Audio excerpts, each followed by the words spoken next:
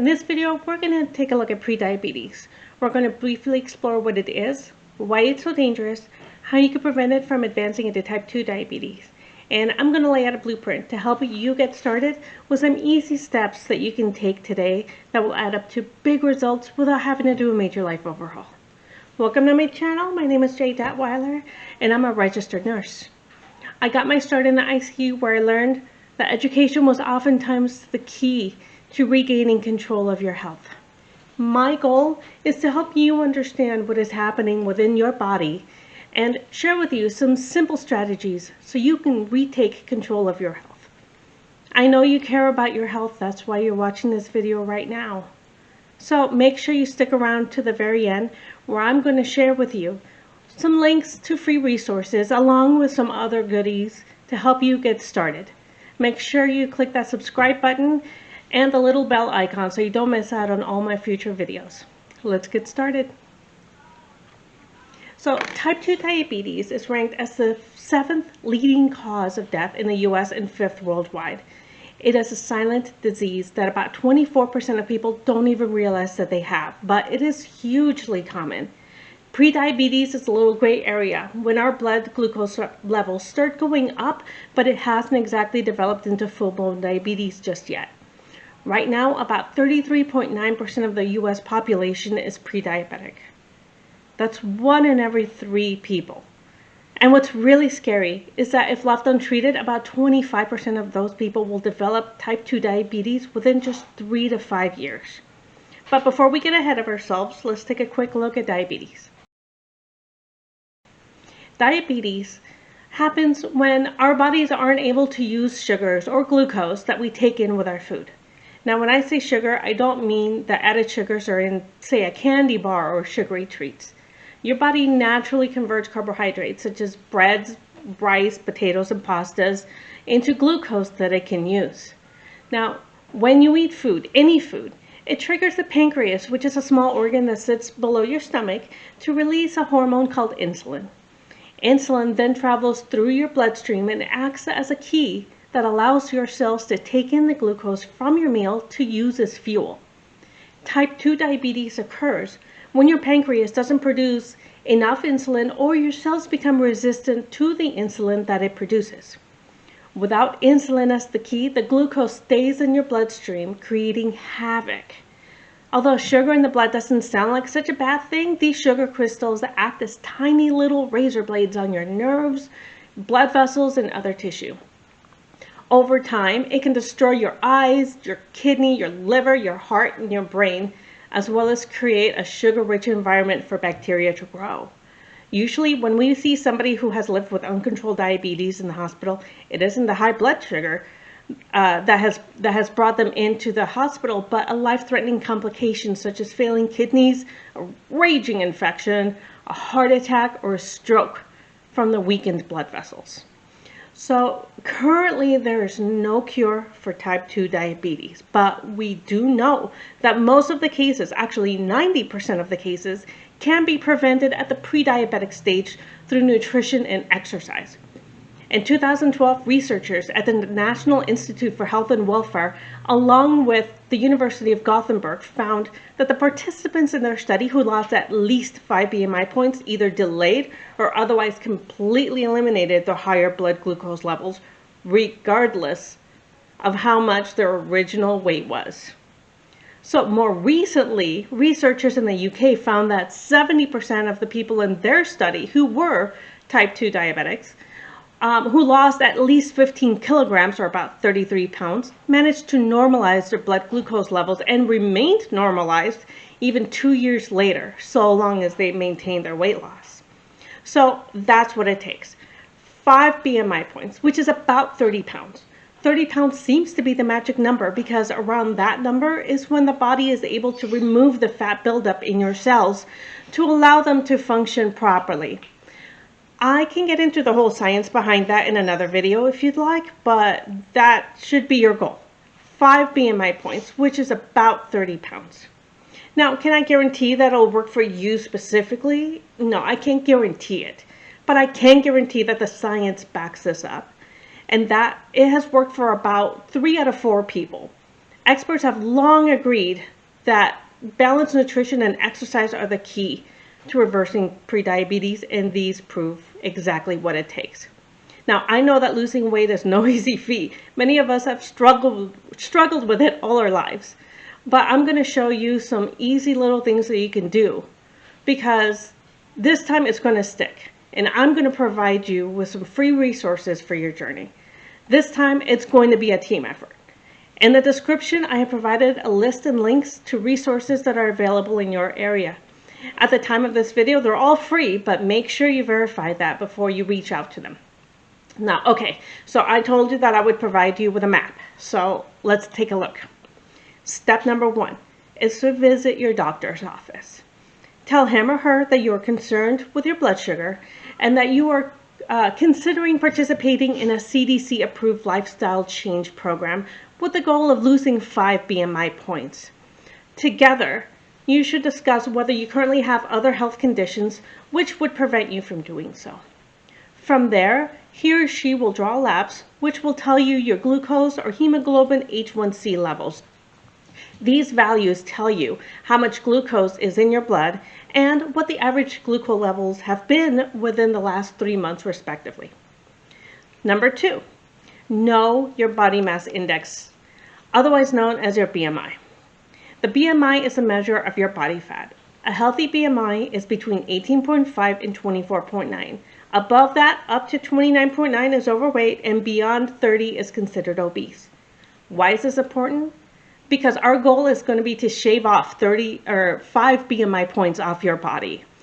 Number 3, find a CDC-approved prediabetes lifestyle change program. I provided a link to the list of organizations in this video's description. Once you're on the site, simply select your state and search for either in-person or online programs. Most of these are free to those who have been diagnosed with prediabetes. If not, check with your insurance company or Medicare, because most of those will cover the cost of diabetes prevention health programs. So, however, if you don't have insurance, do not fret, because there are many of these that are completely free, and they all follow the same CDC program curriculum.